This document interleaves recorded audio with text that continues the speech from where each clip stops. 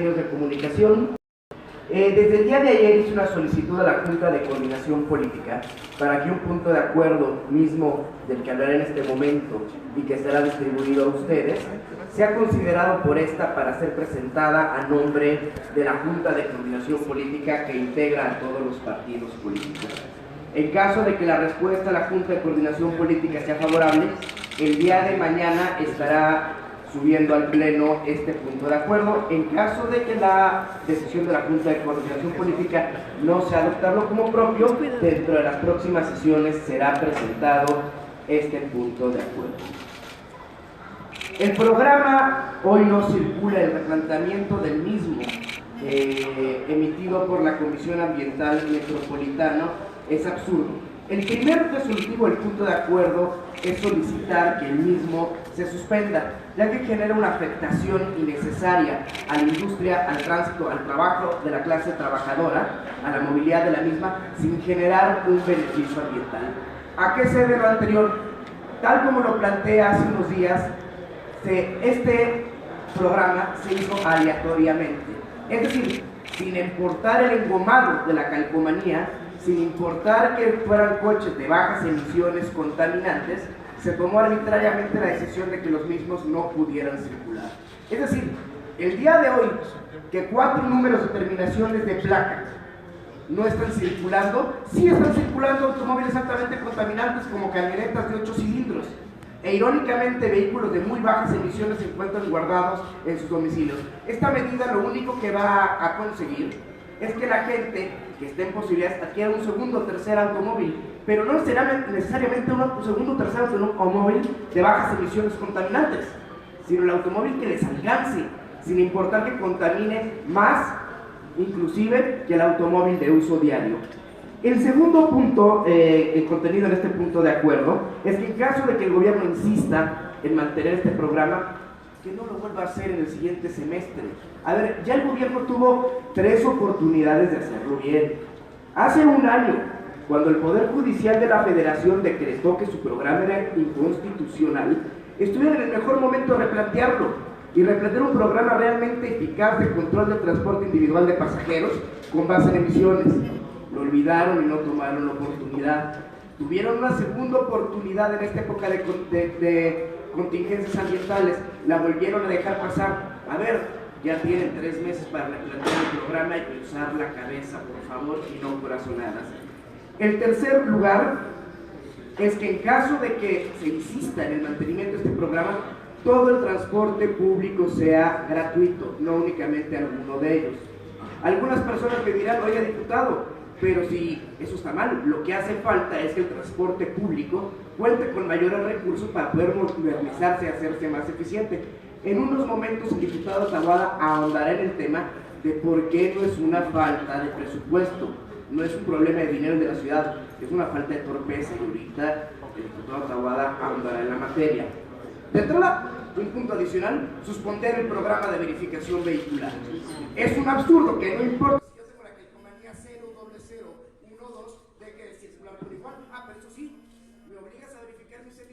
Aunque no vaya a haber resultado alguno en la política ambiental, el resultado de las mismas. Por lo menos en este trimestre debemos exigir a la autoridad que suspenda el programa de verificación vehicular, e inclusive a la gente que ya verificó, se le reintegre el dinero derogado por lo mismo.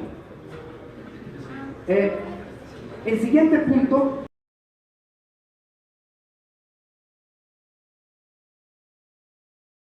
integran dicha comisión a fin de diseñar e implementar programas y acciones tendientes a erradicar actos de corrupción de los beneficiarios. De nada nos va a servir endurecer nuestra política ambiental, de nada nos va a servir que se hagan más restrictivos los límites de emisiones, si con 300 pesos opera el típico brinquito. Y vuelvo a repetirlo, es un programa de voluntad política y que debe erradicar la corrupción. Sí se puede. Un ejemplo de que sí se puede acabar con la corrupción: el programa Conduce Sin Alcohol. El programa Conduce Sin Alcohol tiene uno de los índices más bajos de corrupción, porque si no tuvo un mecanismo de pesos y contrapesos para que intervinieran varias autoridades al mismo tiempo y cada una vigilara a la otra. La corrupción sí es evitable, hace falta voluntad política. Un punto adicional. El problema de contaminación no es únicamente relacionado con el número de vehículos que circulan, sino con las condiciones en las que lo hacen. El nuevo reglamento de tránsito metropolitano puso límites de velocidad absurdos, son verdaderamente absurdos. Perdónenme, pero circular a 50 kilómetros por hora en vialidades primarias, lo único que está generando es que no se llegue al punto de eficiencia térmica óptima de los motores y contaminen más, sin lograr verdaderos resultados. Se tiene que ser racionales, aparte que se incentiva el incumplimiento de la norma. Les pongo un ejemplo. ¿Qué pasaría si el día de mañana en las carreteras del país pusieran un límite de velocidad de 10 kilómetros por hora? Pues absolutamente nadie lo cumpliría por lo absurdo del mismo. Por el contrario, si se pusiera un límite de velocidad de 250 kilómetros por hora, si bien todo el mundo cumpliría la norma, no se llegaría a su cometido, porque aumentaría significativamente la cantidad de accidentes. Cuando uno legisla, ya sea el poder legislativo o en el ejecutivo cuando emite un reglamento, debe buscar el punto de inflexión. ¿Cuál es el punto óptimo?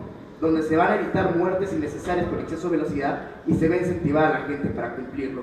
Por lo mismo, aquí se hace un exhorto al gobierno de la Ciudad de México para que replantee los límites de velocidad, algunos racionales.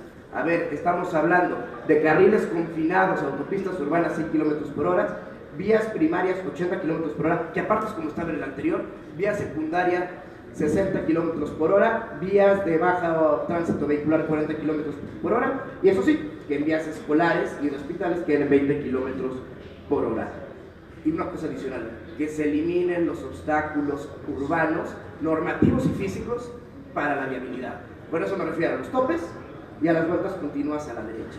Habrá algunas personas con las que me he sentado que me comentan, no, es que la vuelta derecha continua genera riesgos para el peatón. Bueno, generar riesgos para el peatón es una mala infraestructura física. Si uno pone la línea peatonal unos metros atrás de los semáforos, se garantiza el cruce seguro para los peatones. Entonces es un problema de reglamentación, sino de infraestructura física de la ciudad. No sabe este gobierno generar infraestructura física. Siguiente, en el punto de acuerdo se exhorta a la Comisión Ambiental de la Megalópolis, al gobierno de la Ciudad de México y a los gobiernos de los estados para sustituir el método aleatorio por uno de endurecimiento de las emisiones. No hablo al azar, dentro del punto de acuerdo ya incluyo una propuesta de endurecimiento de los límites de emisiones. Exhortar a la Asamblea Legislativa y a las legislaturas de los estados, de México, Tlaxcala, Puebla y Algo Morales, a reformar sus códigos fiscales para cobrar un impuesto verde, es decir, generar verdaderos incentivos fiscales a la adquisición de vehículos poco contaminantes. Ahí quiero hacer un paréntesis. La gente se va con la finta. Cree que los vehículos caros son poco contaminantes y los vehículos económicos son poco contaminantes. Que los vehículos nuevos son pocos contaminantes y los vehículos antiguos son muy contaminantes. No hay tal correlación realmente. Existen vehículos nuevos muy contaminantes, existen vehículos viejos poco contaminantes. Hay una página que se llama Ecovehículos. Esa página depende del Instituto Nacional de Ecología. Lo que hace esa página es que te hace un cruce entre las emisiones de dióxido de carbono y las emisiones de óxidos de nitrógeno, que son los principales contaminantes y o precursores de contaminantes. Con base en ese cruce, ya la autoridad sabe qué vehículos son contaminantes y cuáles no. ¿Por qué no, con base en ese puntaje, incentivamos a que la gente y los gobiernos, que es otro punto que se incluye aquí, adquieran vehículos poco contaminantes y hay una carga fiscal para aquellos que adquieren vehículos contaminantes? ¿Con eso qué vamos a hacer? Vamos a desincentivar el mercado de vehículos contaminantes, porque la gente va a decir, a ver, si por dos vehículos del mismo precio, un vehículo usado, dos vehículos usados, que ambos tienen un valor de mercado de 30,000 pesos, en uno voy a pagar un alto impuesto ambiental y en otro no, la gente va a optar por el poco contaminante. Otro, ejercer mayor presupuesto para el transporte público, que es súper necesario, y ahí el diputado Taboada ahondará de la existencia presupuestal para dar cumplimiento a esto. Exhortar al gobierno federal que a través de la Secretaría de Hacienda y Crédito Público, el SAT y los gobiernos se otorguen incentivos fiscales y difusión que propicien la cultura de adquisición de vehículos poco o no contaminantes, así como debe haber incentivos fiscales locales, debe haber federales. ¿En qué? En el INSAN, impuesto sobre la adquisición de automóviles nuevos, que también hay que tomar acciones legislativas aquí, que sí nos toca a nosotros, y en aranceles de coches importados ecológicos.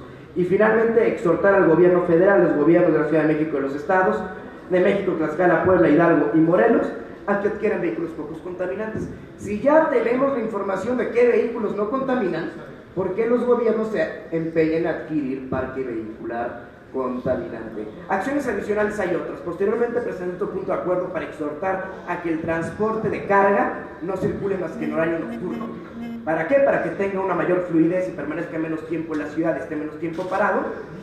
Y asimismo, el día de mañana, eso sí me voy a tardar un poco más, porque creo que debe haber una ley integral que regule la fabricación, compraventa de vehículos automotores, que incluya tanto mecanismos de seguridad vial obligatorios como ABS y bolsas de aire, como límites de emisiones contaminantes.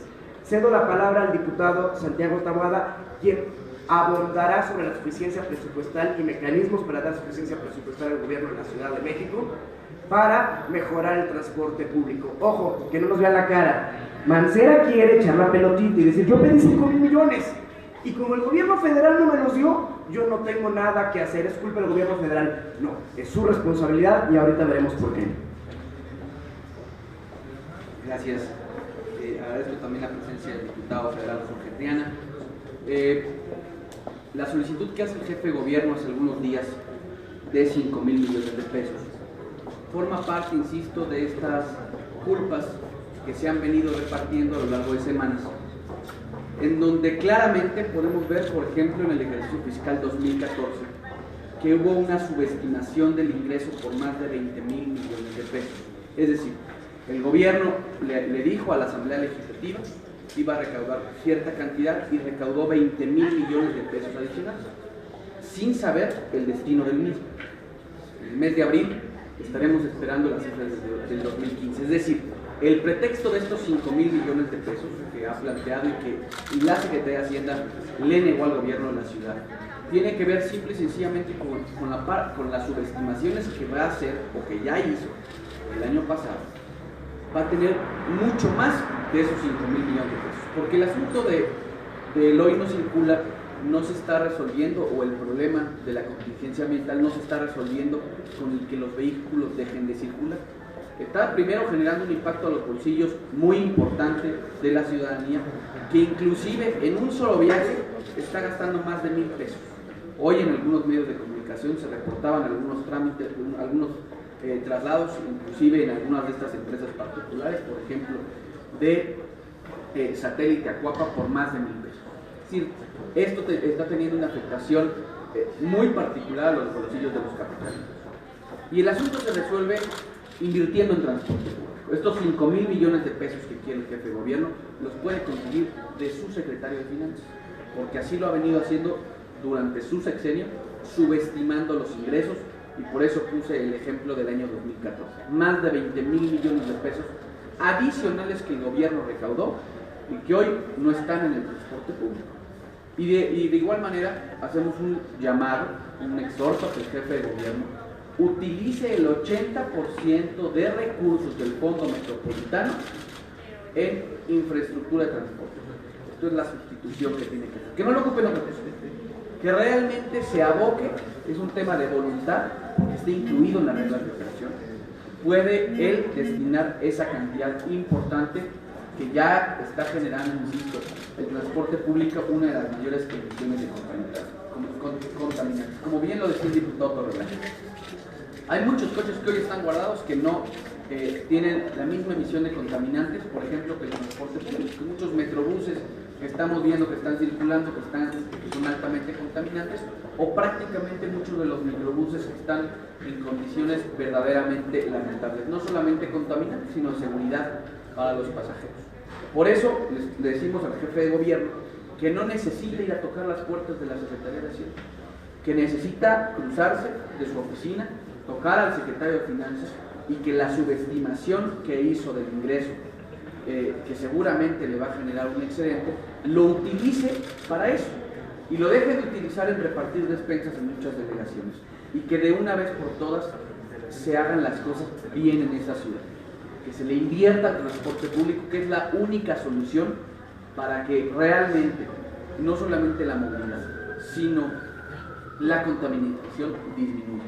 Ayer lo vimos, un ejemplo claro, que el primer día donde dejaron de circular 1 millón de vehículos, volvió a haber contingencia ambiental, por tanto el día de hoy, 2 terminaciones de placas diferentes dejaron de circular.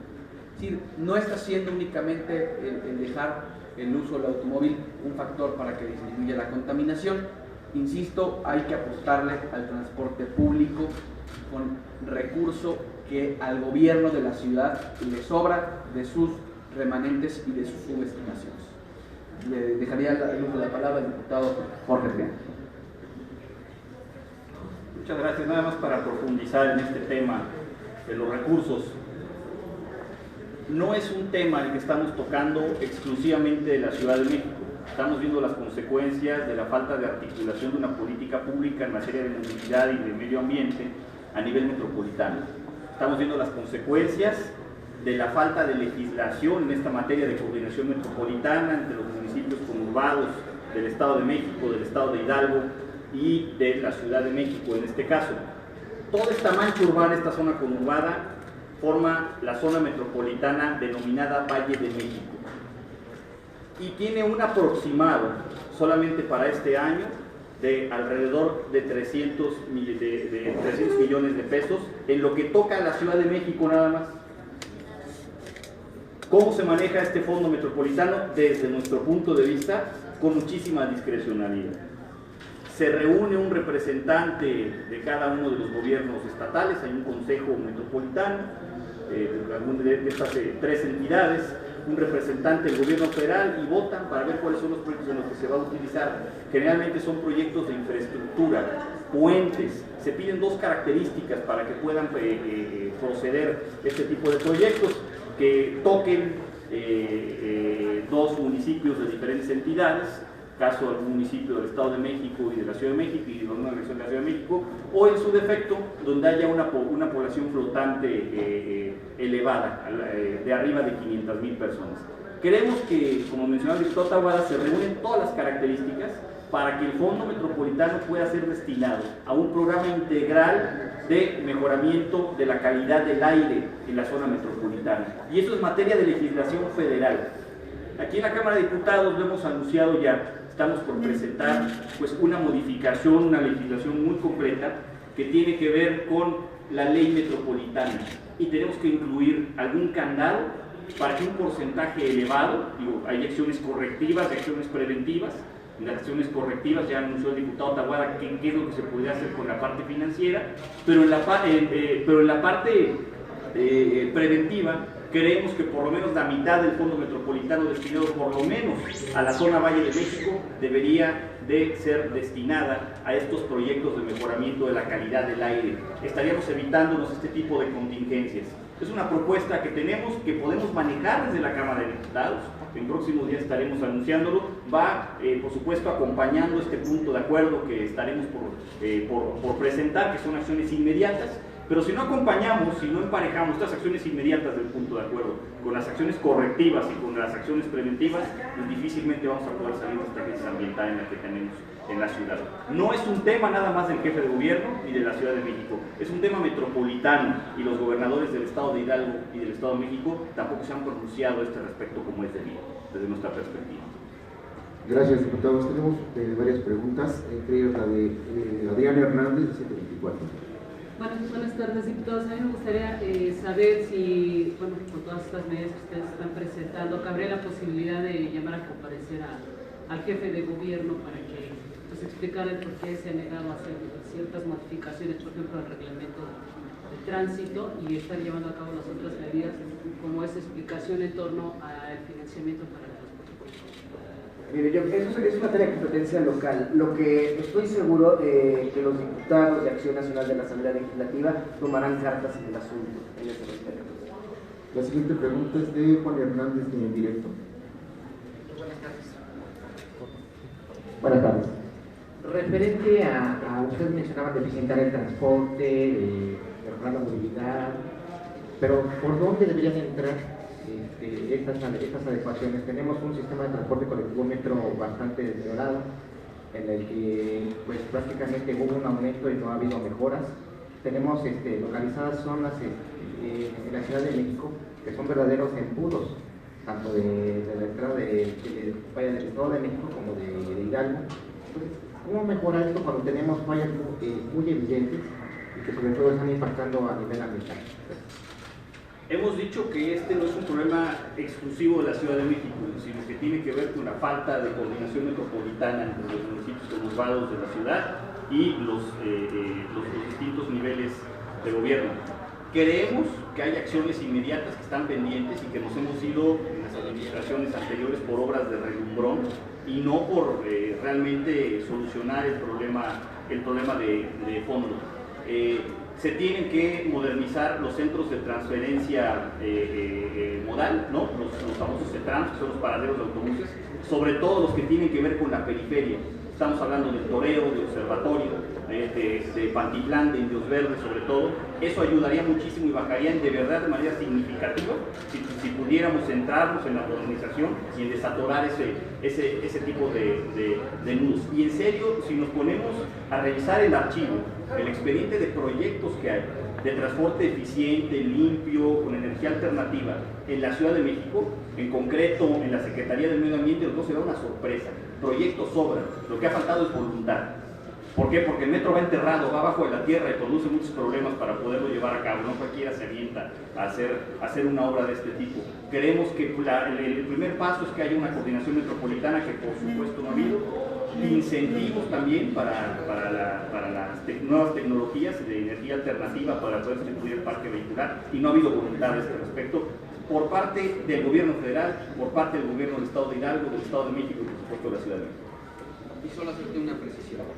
Se nos dijo hace algunos años que el aumento al precio del boleto del metro y el aumento al precio del microbús iba a ser para generar precisamente la sustitución del parque vehicular y un fideicomiso transparente que inclusive iba a ayudar para sustituir muchos de los vagones. No hemos visto una sola mejora en el servicio a partir del aumento tanto del metro como del microbús. Y eso habla de que este recurso no es utilizado en otra cosa menos el transporte. Insisto, el gobierno de la ciudad no tiene pretexto en términos de recursos. Y obviamente su relación con el gobierno federal le ha llevado a tener mucha coordinación en otros temas, por ejemplo, como el puente Goyatlac, un puente que solo beneficia en la zona poniente de la ciudad a los vehículos.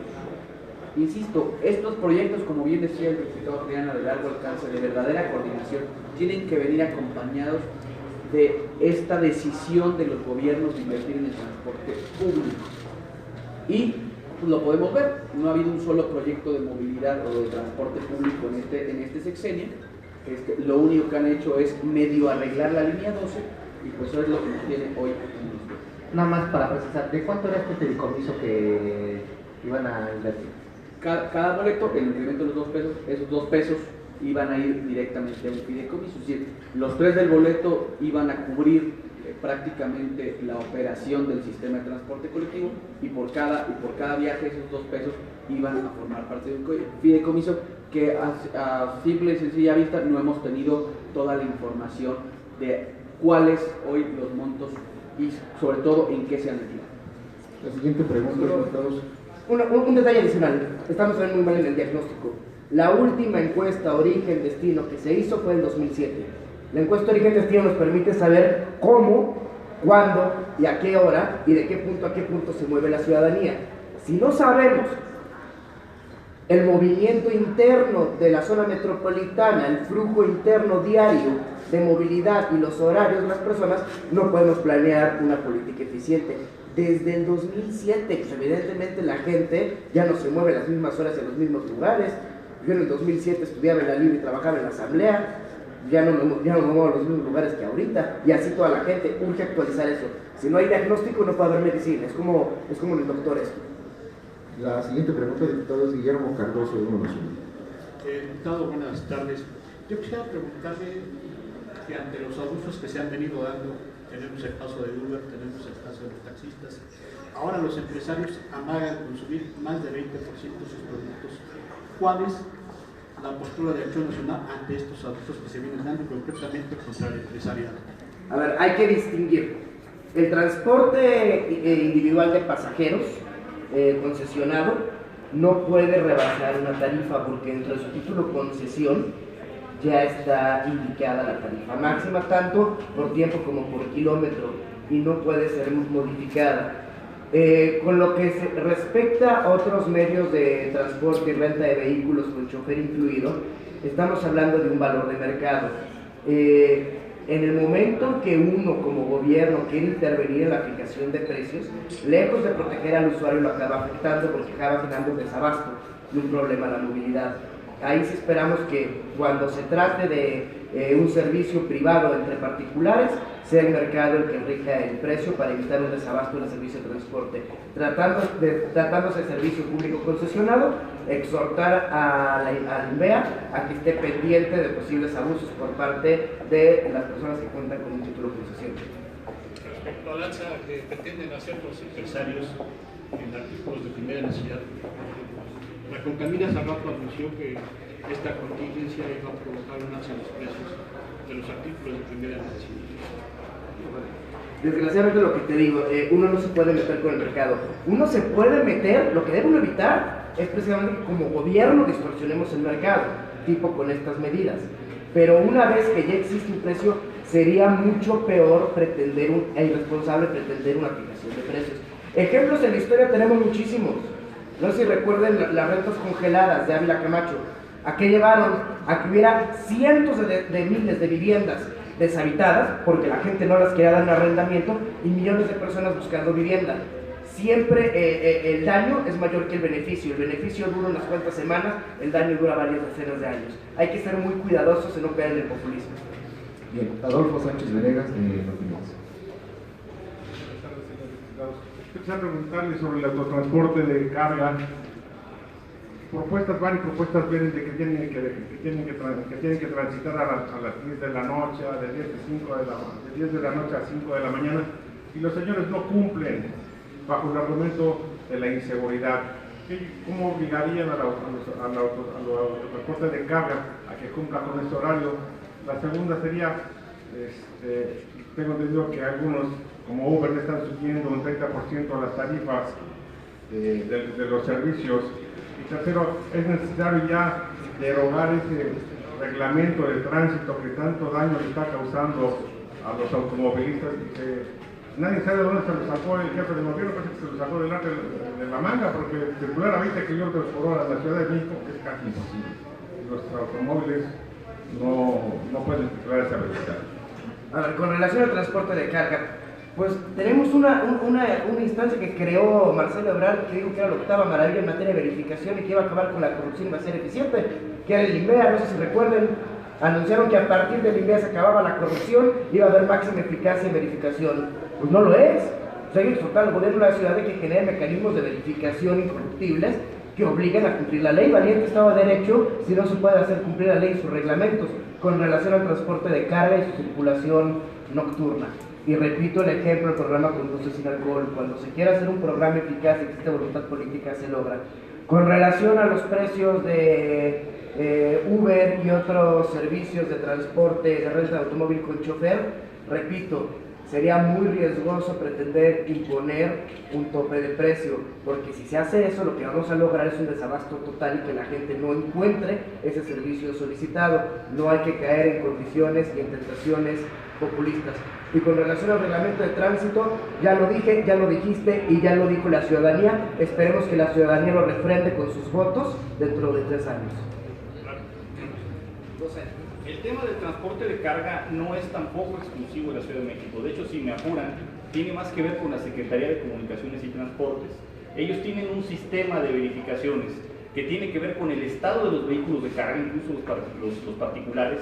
No sé si ustedes han visto en las carreteras que incluso hay básculas porque se tiene que regular el peso de los camiones, y el peso también tiene que ver con la contaminación ambiental, y los horarios de entrada y de salida de la ciudad dependen de la Secretaría de Comunicaciones y Transportes. Este es otro ejemplo de que no ha habido la más mínima coordinación entre niveles e instancias de gobierno para poder articular una política pública que incremente la calidad del aire en la zona metropolitana.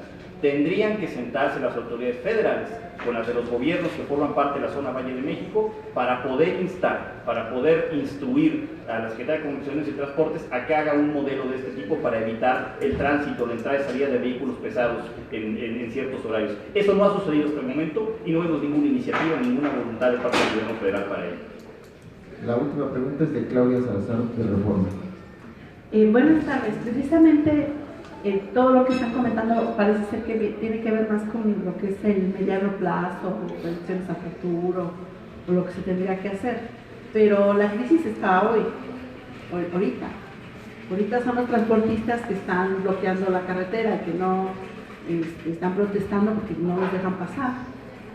Ahorita está la crisis, o sea, el PAN, ¿cómo está viendo la actuación ahorita, hoy, del gobierno federal y del gobierno de la Ciudad de México?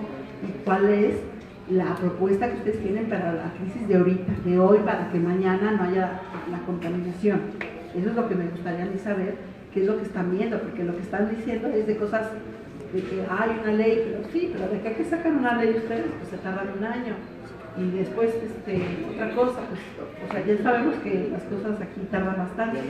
Entonces hoy, crisis, ¿cómo se soluciona? Bueno, de hecho, el punto de acuerdo que estamos presentando tiene que ver con acciones de inmediata respuesta, tiene que ver con acciones inmediatas, tiene que ver con acciones de cortísimo plazo.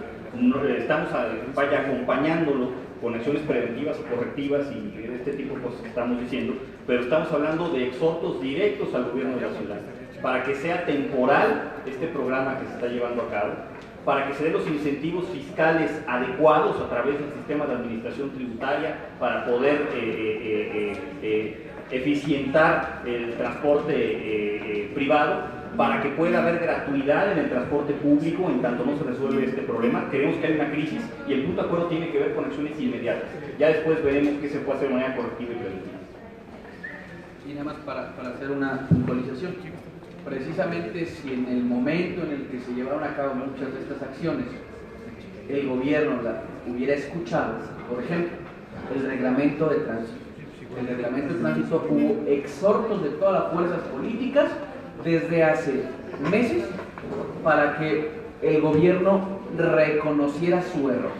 La soberbia, a veces de quienes gobiernan, impide que este tipo de acciones, como vienen de la oposición, se reconozcan como positivas.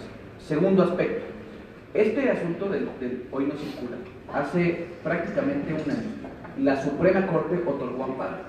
Y en ese momento el gobierno de la ciudad debió de haber modificado su programa de verificación, debió de haber fortalecido sus verificentros e incrementado el umbral para que los vehículos, ya no por el año, sino por un nivel de contaminantes, hubieran dejado de circular. Es decir, a este gobierno se le dieron más de año y medio para que implementara medidas, porque el fondo de capitalidad, si ustedes lo recordarán bien, se dio desde el presupuesto 2012. Fue inclusive el gran logro del gobierno de la ciudad, un fondo de capitalidad que no sirvió para absolutamente nada. Ni es la ciudad más segura, ni es la ciudad más vigilada, ni es la ciudad con mejor calidad en el transporte público. Y insisto, se cuestiona ¿qué proponen para el día de hoy? Bueno, lo que pasa es que nosotros ya lo dijimos, ya lo sustentamos, inclusive la Corte le dio la razón a muchos particulares y el gobierno no hace nada. Lo único que está haciendo el gobierno es tratar de actuar de manera inmediata a los problemas que debió de haber resuelto desde hace meses, porque hace meses ya se veía venir estas complicaciones. Reglamento y hoy no se puede. No tenemos más preguntas, diputados. Muchas gracias compañeros.